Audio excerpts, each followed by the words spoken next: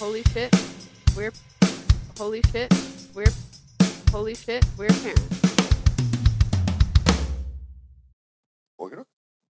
Hey guys, this is your doula Hannah, and you're listening to Holy Shit, We're Parents, the podcast where I, as a birthing and early child care professional, talk about making babies, birthing babies, and trying not to lose our minds raising them with my ADHD only child husband who has never cracked a parenting book, Justin. Hello. How are you? Hello. I'm all right. How are you? Good. Wasn't expecting a little. I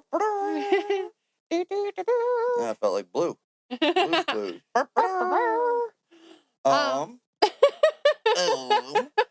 Sorry, I was over here like couldn't get comfy. So you're silly.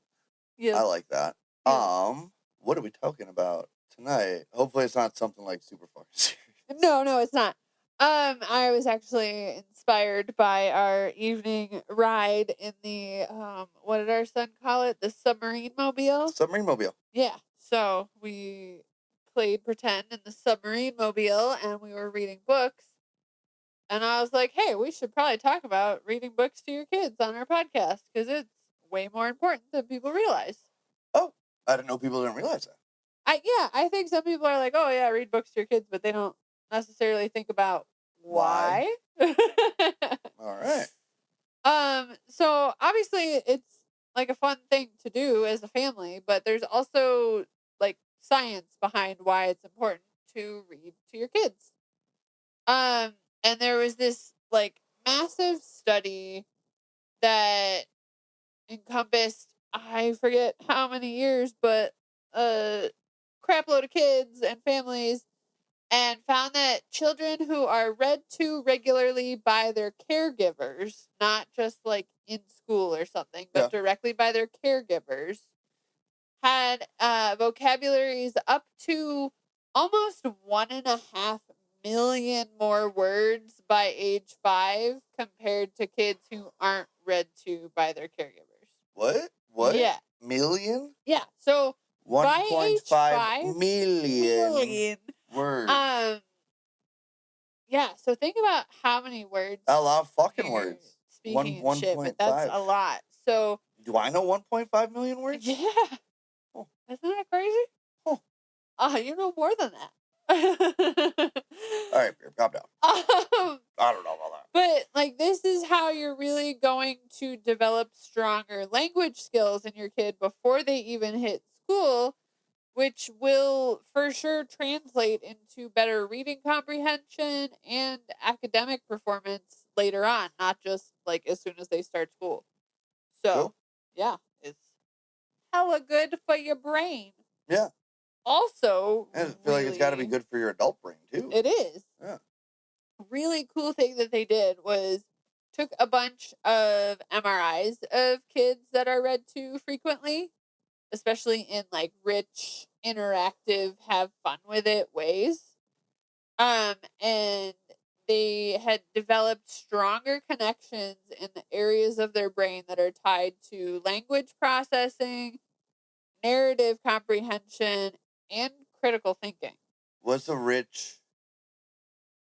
What'd you say? Read to in rich, interactive ways. What do you mean? So, like how we do voices and get like super into the books and aren't just like, this is a book and this is Spot said whatever and blah blah blah. Okay. Yeah. Okay. First, the Spot books suck. Yeah. But that was just the first example that came to my brain. Gotcha. So, like, sitting down for story time with your kids, regardless of when it is throughout the day, is like shaping the actual architecture of their brain for life. That's wild. Right? That's crazy. And like they can see that in imaging. It's just so freaking cool. That is crazy. And like I have seen some people in like the moms groups and stuff talk about like putting a lot of pressure on themselves to read to their kids at bedtime. Like, if that's not the best time to read to your kid, then don't read to your kid at bedtime. It's beneficial regardless of time of day. Yeah, I feel like bedtime just kind of became the thing because it's when, like, at least even crappy parents are around. Right.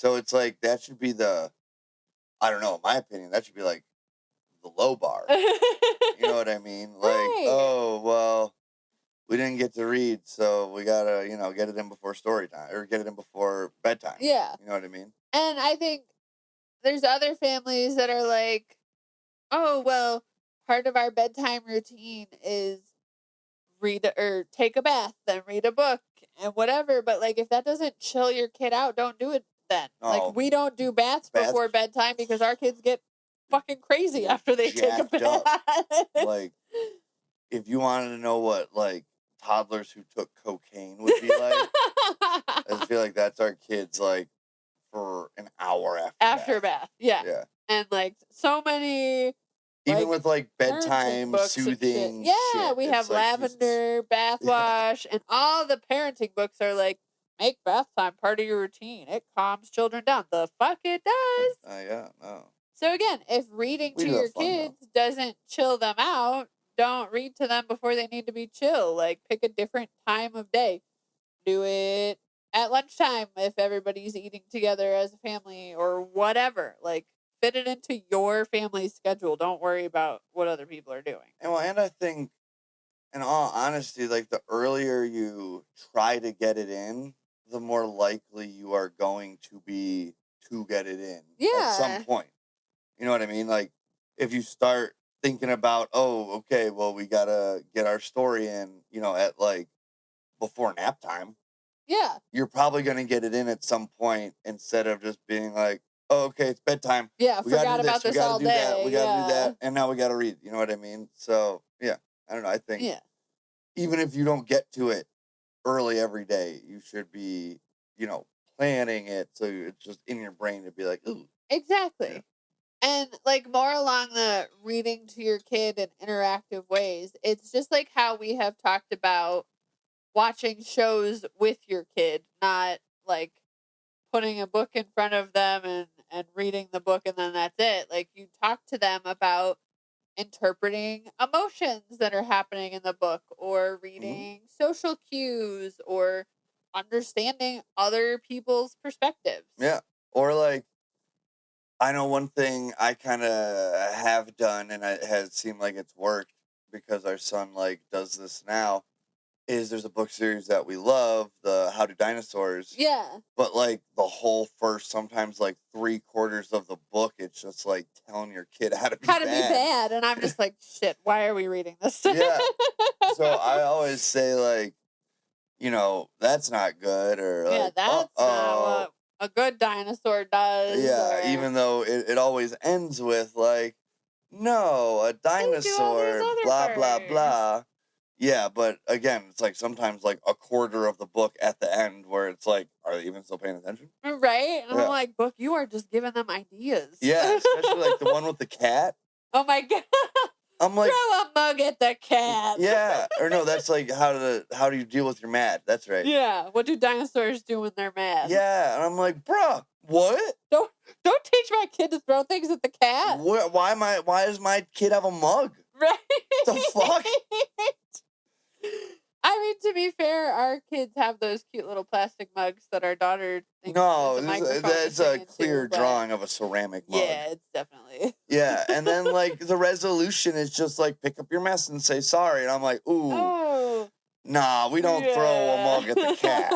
Like, what? We don't introduce that idea at all. Yeah, but again, love the book series. Not one you want to read a couple of them back to back. Yeah. Because you really get the vibe that like AI wrote it, or just like it has a very unoriginal rhyme scheme. Yes. There's a lot of repeated verbatim rhymes. Yes. Yeah. And it's just like, oh. But they're come on, fun man. one-offs, and it's a cute series. Like the Yeah, sorry, what do dinosaurs, or how do dinosaurs say that they're mad? How do dinosaurs eat their food? How do dinosaurs count to 10? How do I love these books if you want to sponsor us. Yeah, know their colors. How do dinosaurs? What was the first one? Go to bed or How say do I love dinosaurs you? say goodnight? Say goodnight. That's right. Well, that's one I know by memory. Yeah. I know a couple. Oh. Alright. But yeah, so like the science literally backs with evidence that reading increases empathy and social emotional development. And like all it takes is pausing and asking questions of your kid, like before you get to the next part. What do you think is going on? What would you do here? Why do you think they're sad? Well, And just like getting them what would you involved. do? Um, and even if you don't care about like what it's doing for them and their like academic brain, you should care about what it's doing for your bond with your child and also like the attachment part of their brain. And we've talked about attachment. Why the fuck before. wouldn't somebody care about what it's doing to make their kids smart? Because some people just don't give a shit. Oh. Well, hopefully they're not listening to our podcast. Hopefully. Because or they're you listening to suck. it to be better. Oh, yeah. Be better and stop sucking. Yes. Because right now, you do.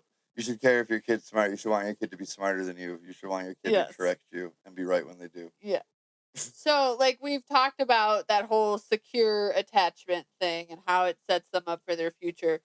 Story time helps build that secure attachment with, like, literal physical closeness, using a gentle voice, sharing focus on something together. Like, all of that is telling their brain it's safe, physically and emotionally. And that is what builds that secure attachment and confident children and leads into confident teenagers and adults. And like they have actual neural reward circuits, like similar to what I get when I cross off something on a checklist that links you with comfort and learning. And so that like that's what they get out of story time with you as their caregiver. Nice, I Pretty guess. dope. I'm sorry. I was just got feeling stoned as fuck and was just trying to hold it together while you were talking. It's all good. I'll pay attention now. Probably. So talking lifelong habits. Kids who are read to by caregivers early and often are statistically more likely to enjoy reading as adults, which is just a fun hobby to have. I mean, honestly, I'm so jealous. Yeah, like I as somebody love who, to read. Yeah, I mean, obviously I got like brain things that make it a little more difficult, but like I probably could overcome that or whatever. But I just feel like it's so late that it's just not like a hobby I have. Yeah, and I'm so bummed because when I do read and like can like get in a groove, because that's kind of how like my dyslexic brain has to do, or if I like find a book that is printed in a certain way or whatnot, like I really enjoy it. It's so fucking cool. It is, because it's just like I don't know. And one of my biggest like book rewards, and like fuck J.K. Rowling, you fucking piece of shit. Right. But the adaptation of Harry Potter from book to movie was like one of the things that instilled in my brain, like, oh man, I do like to read because like this is what I saw already in my head. Like there were certain aspects of those movies that were just like, oh yeah, they did so good. Like yeah, with that's those what movies. I saw in my brain when you know what I mean? Yeah. So that was one of the things that like really kind of made me think like, oh, I am missing out on not reading. I think I was like high school age-ish, maybe right before then when the movie started to come out. Yeah, I think middle like school. late middle school. Yeah. So it was something I would try to do, but I get so frustrated. Yeah. Words jumble. And it's just something I still love so much. Yeah. That's why I'm a big like that's one of the reasons I do thoroughly love to read with our kids, because like as somebody who like suffers from dyslexia and who knows what other things from a TBI, it's just like more enjoyable to read that. It's easier. I don't know. You know what I mean? I don't want to sound like a fucking idiot, but like it's just easier and more fun to read and get lost in a stupid little story. You know what I mean? Yeah. And not be frustrated with, opening every page and looking at the middle or seeing letters not in the right order at first. You know what I mean? So it makes it more fun. And then it's like, as an appreciator of visual art, like a lot of these books are just beautiful. Oh my god, like all the Eric Carle books. Don't even get me love started. Eric Carle books. Love Eric Carle books. They're just like, some of the images are like inadvertently moving. Yeah. You know what I mean? And like, I don't know. I think reading to your kids, especially at an age where it's still picture based heavily, is a great way to get them interested in art. Absolutely. You know what I mean? Like seeing these things and saying like, somebody made this, you know what I mean? And like, you can make that. I think it's so funny how many like picture books we open and read with our kids that I want tattoos from now. Like, I mean, every Eric Carle I would book. love an Eric Carle tattoo. Like an Eric Carle like sleeve or something. Right. That was like a background from a thing and then had a couple of like the cooler That would be animals so in it. cool. That would be really cool, yeah. I'm like running out of space, but trying to figure out how I'm gonna fit an Eric Carle tattoo in it. Another thing it sets your kids up for is just like overall academic success, because the younger you start reading with them, the less likely they are to struggle with print literacy, which is going to make the rest of their academic learning that much easier, because they're going to feel comfortable reading the material. And if they're having issues with it, you're more likely to figure that out reading This is a to fun them at a younger episode age. because we are literally the opposite ends of the spectrum as far as this particular topic goes. I know. I didn't think about that. But like, You're way over there. I know. Another way to figure out things like dyslexia and stuff in a child earlier on, to begin those early interventions and figuring out ways to support that. They just, I think, thought I didn't read good. So read good. They thought I was kind of dumb in that regard. Oh. Yeah. Like, they didn't think I was dumb. I just think they thought I didn't read good. And they were just like, he doesn't read good. Yeah, but like, I there's think ways to because, support like, that. Other people in my family might not enjoy reading for the same reasons that I do, and they might have just never known it. So they didn't think to look for that in me. Find ways to correct it or whatever. Yeah.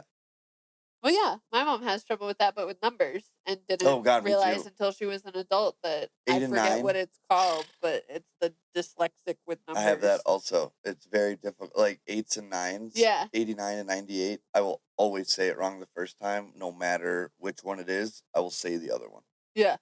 And every time. My mom does that. And then she also, with colors, like knows a color in her head, but always says the wrong one out loud. It's wild.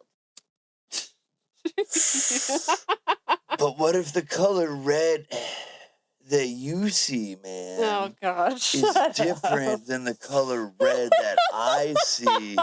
How would we ever know? Oh my god. You are something else. But yeah, again, like, you are basically shaping how they are going to learn everything else in the future, because every other subject involves reading at some point. It does. So it does. She's right. Shut up, stone motherfucker. I know. I just hope this blunt doesn't hit me till this episode's done. Maybe just wait. I'm over here fidgeting with it though, because it's like my little ADHD. That's fine. So quality matters when it comes to story time, and like we talked about, that rich experience of reading involves things like using expression and different voices. Eat the rich, man. Fuck them. Can we think of a different way to say it? Oh my god.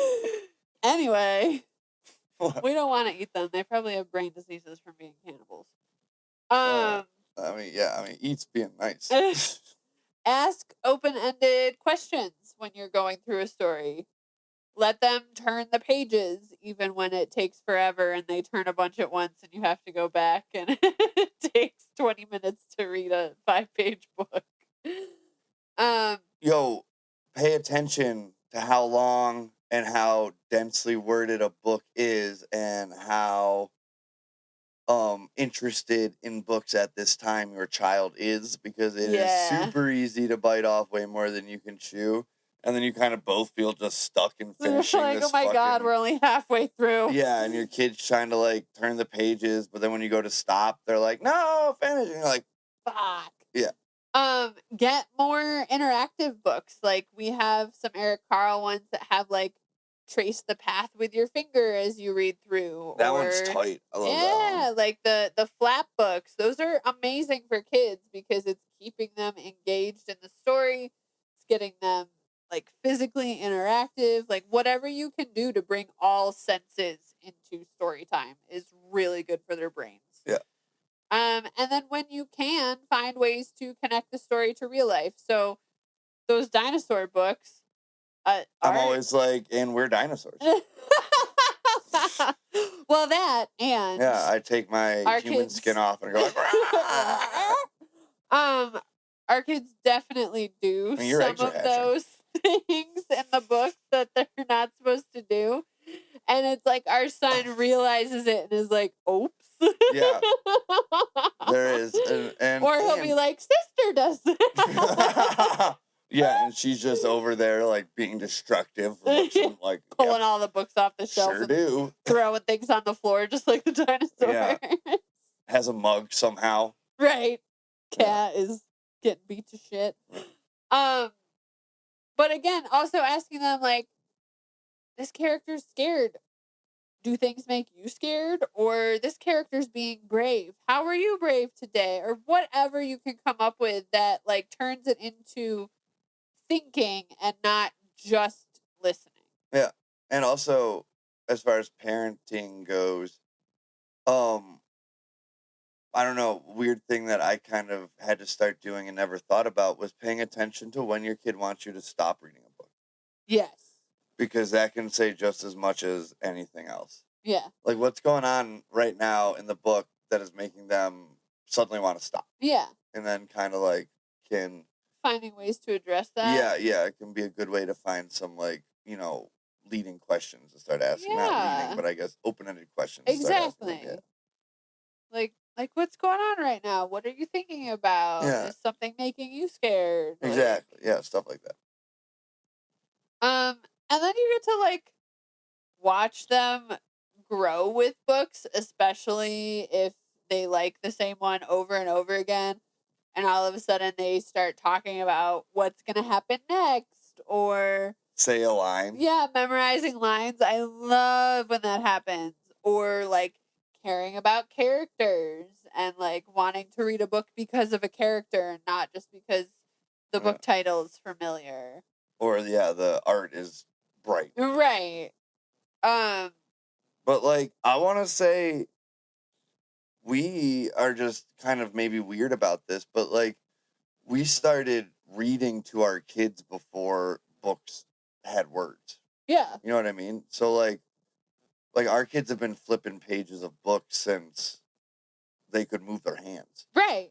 So, like, I want to encourage parents, like, don't just read what you think of reading. Like, sit down with the books that don't have words and, like, make the words. Talk about what is on the page, whether Exactly. it's shapes or colors Yeah. or animals. Fruits, vegetables, yeah, whatever. Like, Yeah. what is that shape? What is the color of it? What else is that shape? Yeah. Like what is that animal? What sound does that animal make? Ooh, Where that's a do we fun see one. that animal?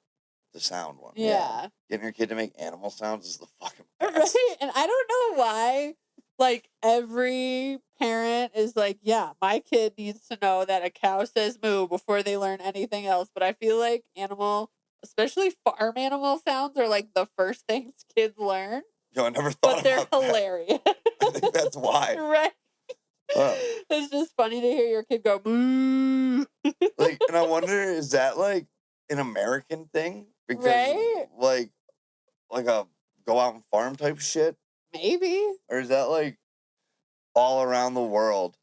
Like, the first thing kids learn is what sounds fucking just random fucking animals make. Like our Food. kids were not The noise seeing... food makes. Yeah. Kids were not seeing cows out and about anywhere, or I guess they did see goats sometimes because of friends we had. But like But yeah, but They knew all the sounds these animals they were never gonna yeah. encounter face to face made. God, that's so weird. I never Right? thought about that. Why the fuck does my kid know like not how to wipe his butt, but he could go to a farm and imitate every fucking animal there? What is with that? Every single one. Yeah, we had our priorities a little screwed up there. But We could have taught him like physics or some shit. he has a quantum physics for babies book. And he's fucking mooing. What the But that's the other thing. Like, we started when they were babies, before they could really even understand what was going on. And before they had a say. a lot of people think, oh, I'll just wait until like they can sit and read with me. But even the American Academy of Pediatrics, who I don't always agree with on things, recommends reading daily starting in infancy. I gave them the finger. Was that okay? That's fine. All right. And Hannah doesn't so always many agree with you. families don't, because like life is chaotic and it feels easier to just not do it because they're just a baby, or even when they're a little older. That's the easiest time to fucking do it. Right. Like, a lot of parents do the hand over a screen instead of like engaged active watching something with their child, and it's like, I think not being iPad people has helped us there. I think so too. Yeah. But like that increasing vocabulary by 1.5 million words, that study was just read to your kids 6 minutes a day. Wow. 6 fucking minutes Was that every by day. Pediatric bitches though? No. Oh, all right. No, cool, I cool. forget who ran that one. All right. Well, respect to those people. Yeah. I don't know. You just seem to have beef with those people. So I There's got just beef some with them. things that they say that I'm like, Hey, I don't need an explanation. You got beef. I got beef. That's fine. We got beef. We got beef. Yeah. Oh. Check the fridge, fucking American people.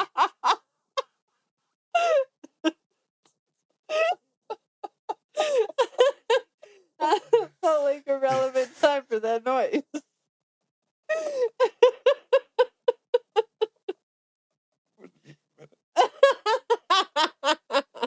I'm smart and funny. Oh, you're smart and funny. Oh, girls are smart and funny. Oh, shit. So, when you're sitting there thinking... That was a really good movie. Thank you. Will this... I don't even smoke weed. When you're sitting there thinking, will this really matter for your kid in 10 years? Yes, absolutely. Scientific evidence says yes. Because maybe your kid won't be a genius. Moo. But like my husband here. I'm sorry. I felt like a relevant time. You're still building language skills, social skills, emotional bonds. Comment whose moo is better. Oh, we're going to get into a mooing contest? No. I got a new one. Obviously, we're going to do different farm animals throughout the episode. Don't be ridiculous. We're already almost done. It's going to be a short one. I did not have a lot for this. All right, good, because Thomas was long. Yeah. And again, you're introducing what could be a lifelong hobby. All right. That one was too loud. I'm going to have to edit that out. Could be introducing a lifelong hobby that they are going to love forever, like I got out of reading as a little kid. You are introducing them to an easier path through their academic career, and you're building that secure attachment, which is so important for every relationship they're ever going to have after you. Yeah. And they won't feel like such a piece of shit when they watch Reading Rainbow. Because, like, I remember watching Reading Rainbow as a kid and being like, how the fuck do these kids, like, love a fucking book? Oh, like, that was me. They would sit down and just, like, break down the whole fucking book for you and, like, why they liked it, and they were so excited about it. And I was just like, let me watch the book on TV. I was just like, yeah, shut up and go back to TV book. TV book. Yeah. TV be book. Book be TV. So read to your kids. you can't start too early, but if you haven't started already, it's not too late. Okay. Sweet. I don't know why you were going all fast right there. Like, we don't have a whole bunch of time to kill. Because it's like a half episode. I know, but that's really all I got. Oh, It'll okay. be a mini-sode. A mini bite. Yeah. Just a short story. Face. I know book things. Yeah, right? Bitch over here thinks she's the only one that books. Oh. A book's hoard. Hoard. We need to go. What was that? It sounded just like yours. Exactly. Do your own move. Boo. Oh, yeah. Thanks for hanging out with us. If anybody knows what Highland cows sound like, do your best to spell it out in the comments. Don't forget to follow, like, subscribe, do all that stuff. It really helps us out. Leave us a review if it's going to be 5 stars. I don't know if it's not. You don't have to leave us a review. Follow us on Instagram at Holy Shit We're Parents. Follow our other complimenting podcast, Holy Shit We're Aging. Holy Shit We're Pregnant. Follow me on Instagram at Daddy Muscles. I'm at your doula Hannah. That's all I have to say. Bye. Bye.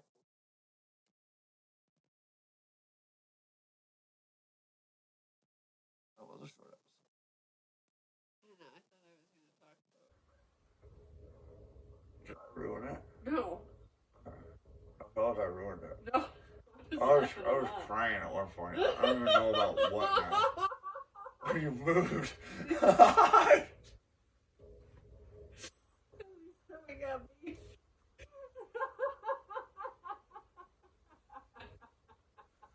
I don't know what I was going to go into, but that was funnier than whatever it was going to be. We got beef. Yeah. We got American Pediatrics, whatever. American Academy of Pediatrics. Tag 'em in it. The middle finger emoji. Oh, I give him a middle finger twice. Okay, son. Shit. Bring it up, holy shit, big, holy shit, we're parents.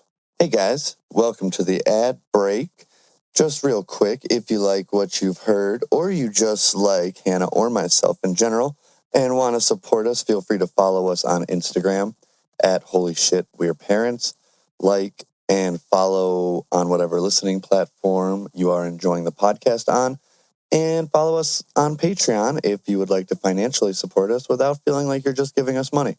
Or you can just give us money there too, I think. Either way, thank you very much for listening. And here's Hannah with the ads. This episode is brought to you by Boobie Superfoods, the real MVPs of postpartum snacks. Whether you're breastfeeding, chasing toddlers, or just need something that doesn't make you feel like garbage, Boobie's got you. Get 10% off your order at boobiesuperfoods.com/revive and thrive. That's BOOBIE